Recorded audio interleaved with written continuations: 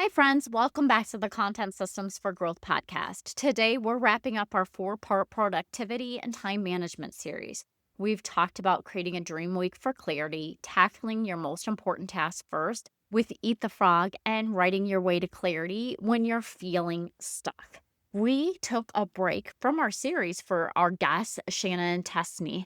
But here's the thing, even with the best plans, the most strategic systems, and the most intentional habits, life does happen. Am I right? Unexpected client emergencies come up, family needs you, your own health, or even just a week when your motivation completely drops off.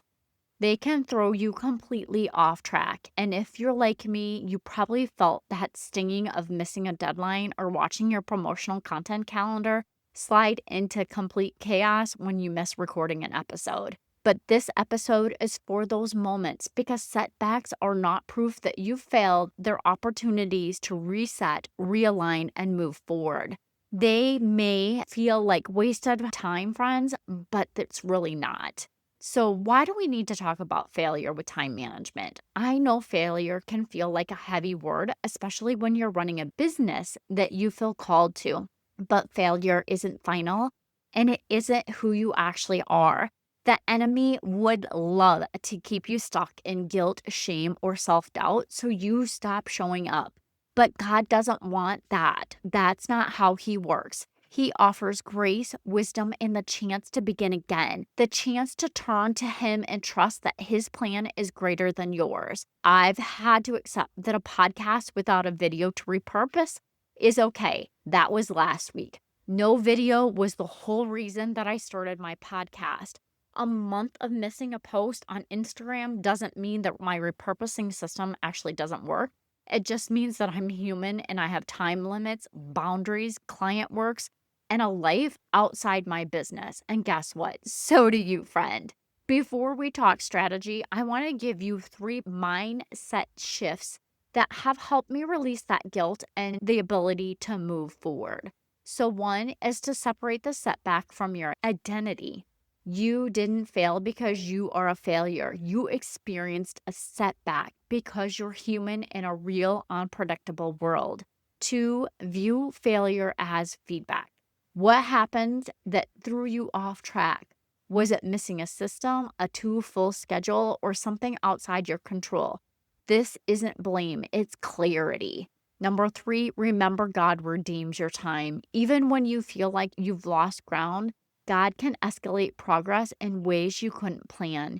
Your job is to stay faithful with the next step that's in front of you. And if those 3 mindset shifts aren't able to move you forward, this one will.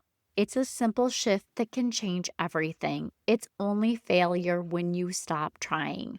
Just let that sink in. Friends, this isn't about passing or failing. It's not about perfection. When something doesn't work, it's not the end. It's feedback. Feedback that it's time to look for a new path. Albert Einstein once said, "You never fail until you stop trying." And Proverbs 16:9 reminds us, a person's heart plans his ways, but the Lord determines his steps. Sometimes God is simply redirecting you. That roadblock in your business isn't there to discourage you. It's an invitation to look for another way forward. It's an invitation to let go and let God lead the way for you. I struggle with this, I'll admit it, a lot.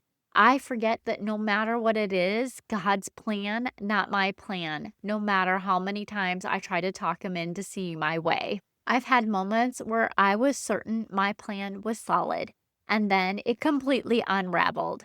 But in my NLP certification, there's a core belief that has stuck with me. Again, there's no failure. It's only feedback. Only feedback. When things don't go as planned, I asked, what did I not see at first? Where am I focusing my time? Is it towards my desired outcome or away from it? Are there time leaks that are pulling me off course? Sometimes I literally have to stop and say out loud to myself, that's not true. When my thoughts start to drift towards discouragement, then I refrain it. Here's what I want. Here's where I'm going. And here's some quick practical steps to get you back in line. Here's how I reset letting go of guilt and when overwhelm takes over. Reevaluate the feedback. What's really not working and why? Look for the lessons. 2, find a simple path. I call myself the queen of complications. So I ask, could this be easier? Could I leave a T uncrossed or an I undotted and still get the same results? Stay in it for the long haul is number 3. A promise you make to yourself matters just as much as one you make to somebody else. Don't put your own commitments at the bottom of the list. 4, get accountability. If you're an obliger, from Gretchen Rubin's 4 Tendencies, you may need an accountability bestie or a mentor to help you follow through. And number 5 is flip the script. When you catch yourself focusing on what you don't want, shift your words and your mindset to what you do want. Faith and encouragement. Stopping will always guarantee failure, but you are not a person who stops. You're a person who finds a way, even when it's hard. You're not alone in this. I believe God uses even our missteps to strengthen our faith and redefine our calling. He redeems time, He restores our clarity, and He redirects us when we're headed down the wrong path.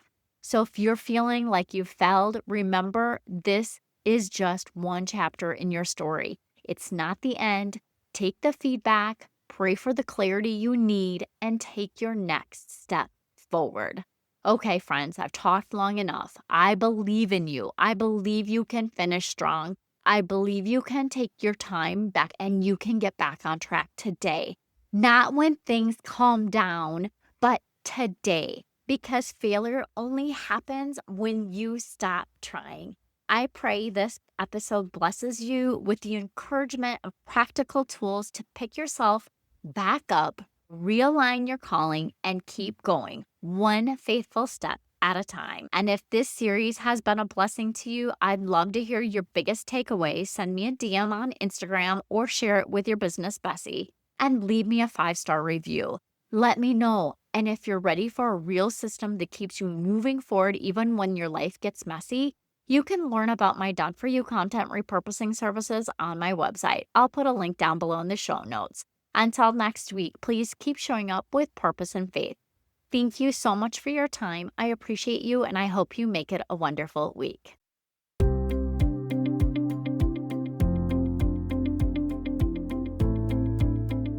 Yay! Thank you so much for listening. I hope that you found this episode valuable and learned some actionable tips that you can implement in your business so that you can feel accomplished and less stressed. If you enjoyed this show, please take a quick minute to share this with your business bestie, subscribe, and leave a review. It helps me reach more business owners just like you. And if you have any questions or topics you'd like me to cover in future episodes, please reach out to me on my website. I've created a form just for you. Remember, with the right system and mindset, you can achieve the success your heart desires. Thank you for tuning in. I look forward to chatting with you next time. I appreciate you, and I hope you have a wonderful week. And don't forget, let's grow, friends.